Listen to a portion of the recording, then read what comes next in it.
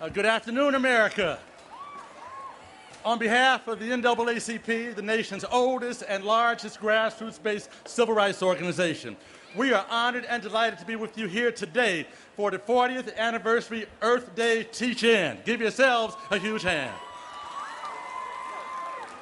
As we come out today, we know that part of the struggle, part of what we're here today is to learn from each other, to not only find ways to save the birds in the sky and the fish in the sea, but also to address the retired 85-year-old woman that lives in Chicago and very well cannot afford to keep the air conditioner on even as we're seeing our Earth's climate shift.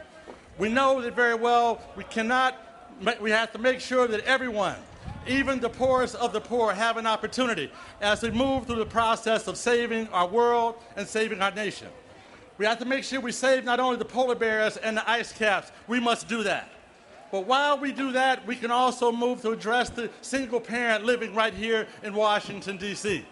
When we're seeing what happens again as the earth begins to change and the climate moves, and we find ourselves with 3 feet of snow here in Washington.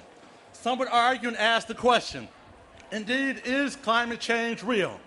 All you have to do is look at where I just came from this morning, flying in from Mississippi. Even with this conservative leadership, they had to ask for help as hundreds of tornadoes touched ground and destroyed homes like never before. So again, we must move to make sure that all of us are taken care of. We must move to make sure that we do good and do well. That we can see to it that in America today, it's no longer the thing that we have to worry about losing something as we move to conserve.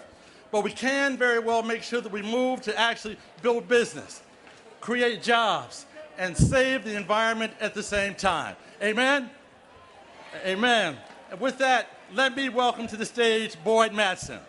Boyd Mattson is a board member of the American Forest and anchor of the National Geographic Explorer and former K-anchor of NBC Weekend Today.